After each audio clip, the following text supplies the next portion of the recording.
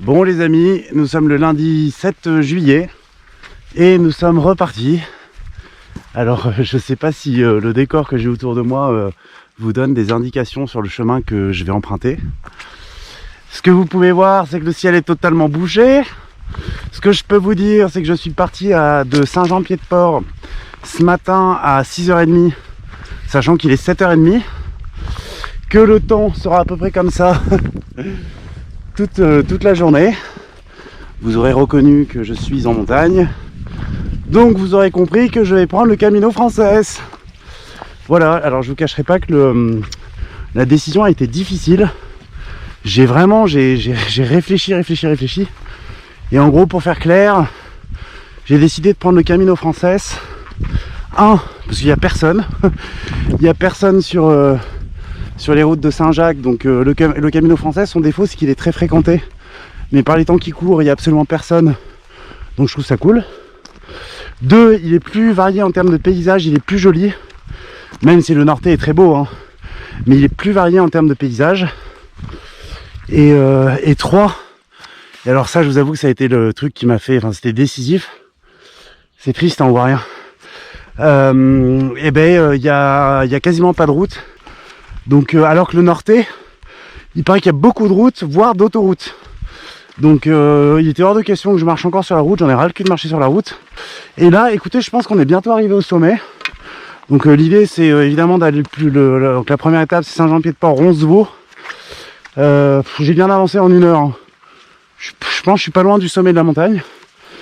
Et voilà, on va sans doute dépasser Roncevaux pour marcher un petit peu plus. Parce que comme je suis parti à 6h30, je sais pas, je pense qu'à vers midi, je devrais être à Roncevaux, on verra. Je suis navré pour les images. Normalement, on entendait des clochettes de vaches, etc. Enfin, on est à la montagne là.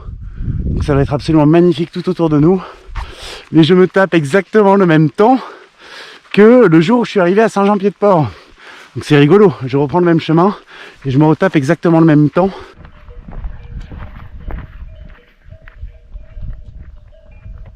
Je vous laisse apprécier l'une des plus belles parties du Camino Frances.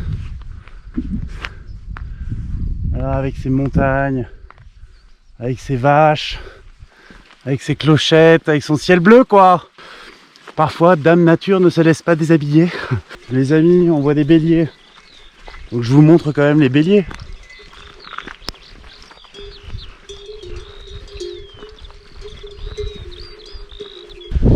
Bon bah c'est lunaire les gars. Je suis tout seul. Il y a les nuages, vous voyez. Je suis en plein, toujours la tête dans les nuages. Hein. Il fait 12 degrés ou 13 degrés. Enfin, ça s'est considérablement refroidi. Il y a vraiment une atmosphère chelou. Et c'est triste, hein. Franchement je suis désolé, c'est triste. J'aurais rien vu. J'aurais strictement rien vu de ce qui m'entourait. J'arrive là dans 1 km ou 2 à la frontière espagnole.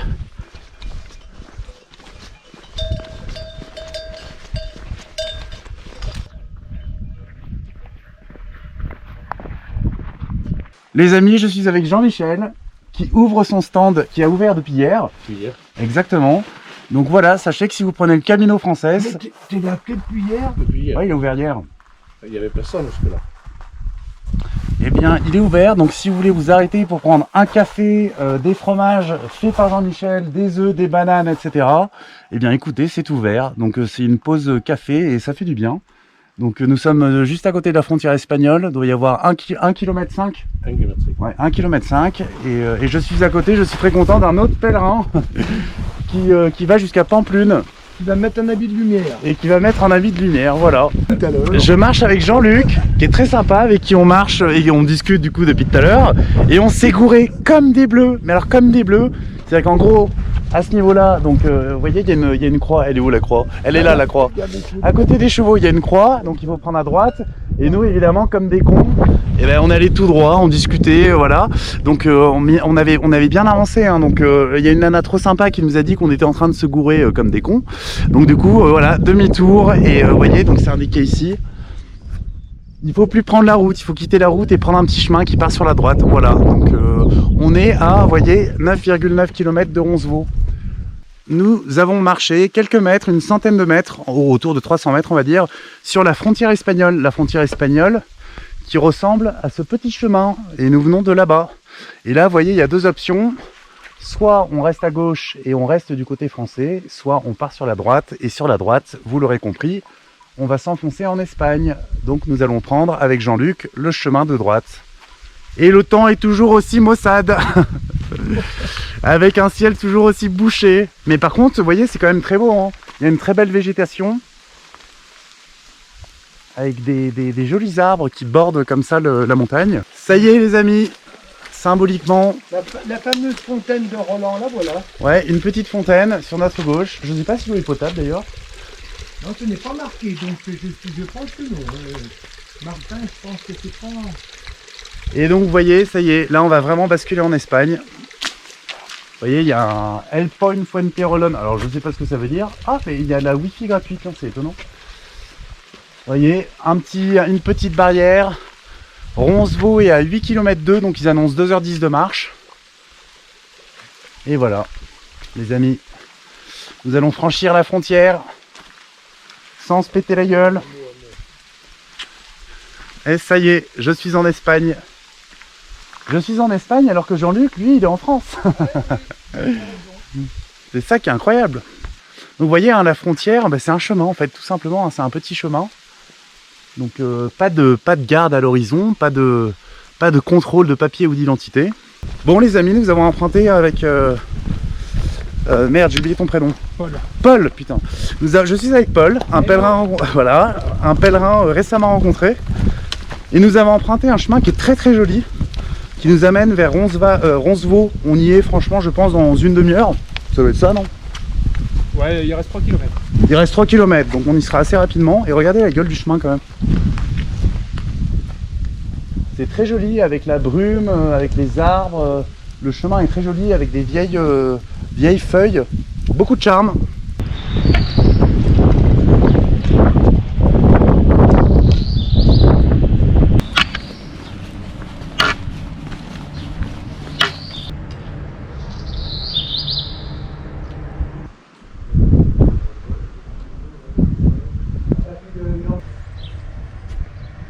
Je suis toujours avec Jean-Luc, avec qui j'aurais pas mal marché. Et là en fait on vient d'arriver dans un petit patelin qui s'appelle Orisberry. Et effectivement tout semble à peu près fermé. Beaucoup de gîtes fermés, beaucoup de refuges fermés. Donc ça risque d'être compliqué, hein. L'Espagne s'annonce compliquée en termes de logement. Les amis, je suis toujours en compagnie de Jean-Luc. Nous avons trouvé un petit gîte hier soir pour se reposer. Bon, qui n'était pas donné, hein, qui était un peu coûteux. On a galéré à trouver des gîtes puisque tout était fermé. Ou en tout cas les mecs nous disaient que c'était fermé. Donc ça risque d'être plus compliqué en Espagne. Et là aujourd'hui on a décidé de bien marcher puisqu'on a décidé d'aller à Pampelune. Pampelune qui est à 30 km environ.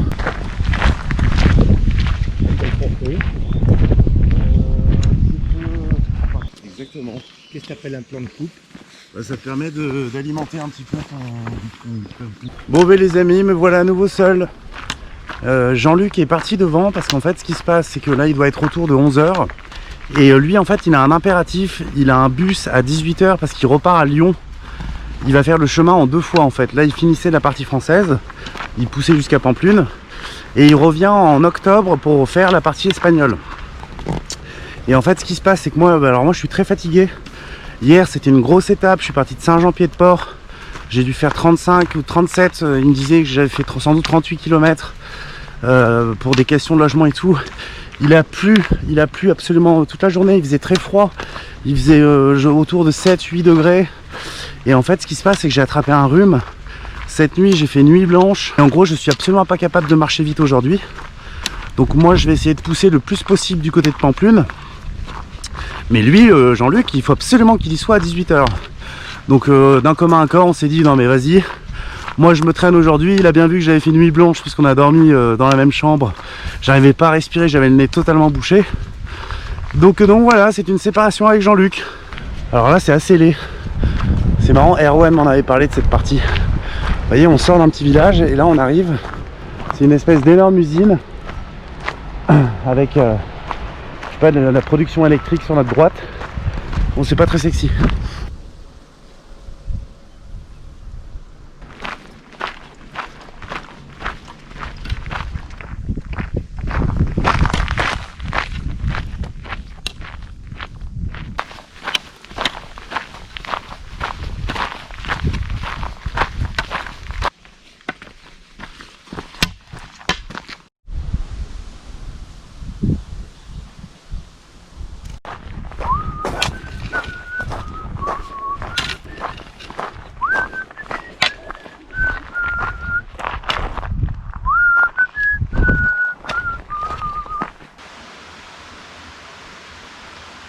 Là je suis vraiment au bout de mes forces. Je suis à 10 km de Pampelune. Le rhume n'arrange rien. La nuit blanche n'arrange rien. Il faut vraiment que je m'arrête là. Il faut que je m'arrête et que je dorme là. Mon corps me dit vraiment qu'il faut que je dorme. Donc là, je cherche désespérément un endroit pour bivouaquer, pour me poser, mais c'est un merdier pas possible. Regardez, enfin c'est juste pas possible. C'est des roches, beaucoup de roches. On est sur une sorte de falaise, une sorte de montagne. Donc il n'y a pas de terrain de plat. Enfin là vraiment je regarde depuis 1 heure, mais il y a zéro endroit où je peux poser ma tente. Donc je sais pas, là on va traverser un patelin. Et je vais voir si je peux pas dormir chez quelqu'un ou dans un gîte ou quoi. Impossible, mais je dis bien impossible de trouver un endroit pour bivouaquer. Regardez, ouais bah voilà. Donc c'est absolument impossible. Ça fait 3 fois que je m'arrête à des soi-disant gîtes ou refuges, enfin des maisons qui sont censées accueillir des pèlerins ou des gens qui sont tous fermés. Tous fermés, c'est la 3e ou 4e fois que les gens me disent qu'ils sont fermés et qu'ils me renvoient un petit peu plus loin en me disant ah mais je crois qu'il y en a un qui est ouvert 3 km plus loin, 3 km plus loin, ah mais je crois qu'il y en a un qui est ouvert 3 km plus loin, 3 km plus loin, ah mais je crois qu'il y en a un qui est ouvert 3 km plus loin. Là je vais à un truc qui est censé être ouvert 3 km plus loin. Donc juste avant Pampelune, je voulais pas aller jusqu'à Pampelune parce que vraiment je suis épuisé, je suis en train de m'abîmer là un peu. Mais j'ai pas le choix, je peux pas sortir. Ça me fait chier, je peux pas sortir ma tente, je peux pas bivouaquer. J'ai pas le choix, j'ai tout simplement pas le choix. Là je sais, il faut que j'aille là. Donc là c'est la dernière chance. Un gîte donc avant Pampelune, enfin qui est genre à 2 km de Pampelune. Hein. Donc là j'ai encore 4 km de marche alors que je suis vraiment très très fatigué. J'ai pas du tout envie de les faire. La dame qui m'a dit ça, je lui ai dit mais attendez, vous êtes là, elle parlait anglais, hein. Je lui ai dit vous êtes la 4e personne à me dire plus loin. Je lui ai dit que je m'étais réveillé à 5h, 5h30, que j'avais été malade cette nuit, que j'avais pas dormi, que là je pouvais plus mettre un pied devant l'autre, que c'était dangereux. Je lui ai demandé du coup de savoir si je pouvais pas squatter son jardin, enfin mettre ma tente dans son jardin. Je lui ai dit que j'avais une tente. Elle m'a dit que c'était pas possible, que les terrains étaient trop escarpés, ce qui est vrai. Les terrains sont particulièrement escarpés là où je suis. Ah les amis, j'ai cru que j'allais mourir là. Donc je suis aux portes de Pampelune. Je dois être à 2 km de Pampelune. Et alors je suis trop content. Je voulais juste vous montrer ce petit pont, c'est quand même très joli.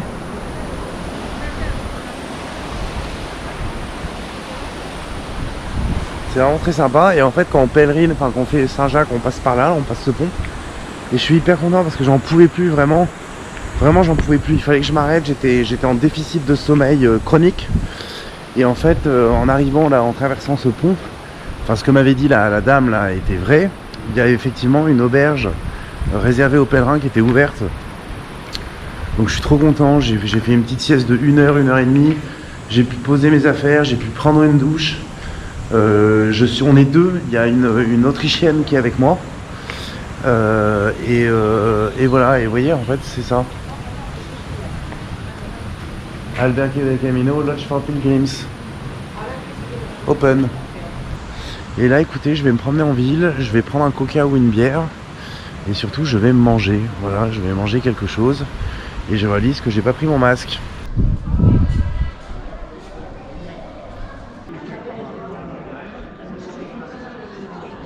Nous sommes en train de traverser Pampelune. Il doit être 8h45, je suis parti il y a 3 quarts d'heure du petit gîte que j'ai trouvé hier. Et écoutez, la ville est vraiment très très belle. On est arrivé par la vieille ville, donc on a fait un petit détour en arrivant. Et voilà, bon, les rues sont calmes parce que comme vous le savez, les Espagnols débutent leur journée relativement tard. Et c'est très beau, hein. C'est une petite rue. Et en fait, ce qu'il faut savoir, c'est que les gens sont blasés et tristes parce que la San Fermín, qui a lieu normalement tous les ans entre le 6 juillet et le 12 juillet. La San Fermín, c'est les fêtes de Pampelune que vous connaissez sans doute tous, où ils lâchent des taureaux dans les rues, etc. Enfin, c'est une fête hyper importante pour les Espagnols. C'est une fête absolument énorme qui ramène plein d'étrangers, qui ramène les Espagnols de toute l'Espagne. Enfin, c'est vraiment un truc très important ici. Et bien malheureusement, cette fête est annulée cette année à cause du coronavirus. Donc voilà, les gens sont tristes, les gens sont un peu en colère. Hier, j'ai discuté avec la patronne d'un bar qui me disait que ça allait faire chier tout le monde. Parce que pendant 6 jours, c'est quand même un boost économique pour absolument tous les commerces de Pamplune. Vous voyez, c'est très beau, hein, avec ces petits filets. On aperçoit un bel édifice là-bas. Aujourd'hui, l'objectif, c'est de traverser Pamplune et de se rapprocher le plus possible de Puente la Reina. Donc c'est à 25 km de Pamplune, un peu plus je crois, 26. Et si je suis fatigué avant, écoutez, je m'arrêterai avant, comme d'habitude.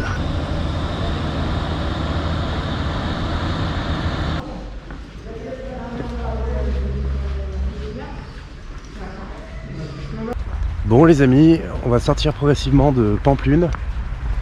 Il faut vraiment que j'avance là, je me traîne trop. Il est 9 h, il va faire 30 degrés cet après-midi avec un grand soleil. Donc clairement il faut que j'avance le plus possible ce matin pour pas trop en chier cet après-midi sous le soleil. Et je viens de rencontrer un Français, d'ailleurs j'ai perdu un peu de temps du coup. Mais je viens de rencontrer un Français, ça faisait 15 jours, non 3 semaines qu'il marchait. Et il a décidé de s'arrêter là lui. Il s'arrête là pour 2 raisons. Et donc il rentre en France. Un, il était malade depuis une dizaine de jours, il me disait qu'il avait des problèmes d'estomac, etc. Donc il était malade, il n'était pas en forme, etc. Donc première raison. Et deuxième raison, alors regardez, c'est la Ciudadela de Pamplona. Je sais pas trop ce que c'est exactement, mais vous voyez, c'est très beau. Bon, je vous avoue que j'ai pas trop le temps de vous faire une visite touristique. Donc un, il était malade, et deux, comme moi, hein, il partageait le constat qu'en Espagne c'était beaucoup plus compliqué qu'en France et qu'il avait beaucoup de mal à trouver des gîtes, des refuges, etc. Les amis, nous sommes sortis de Pamplune et c'est une fin de vidéo. J'espère que la vidéo vous aura plu. Si vous voulez que je continue à poster des vidéos et à vous faire partager mon petit périple, n'hésitez pas à mettre un petit pouce bleu, n'hésitez pas non plus à vous abonner. Et je vous dis à très vite.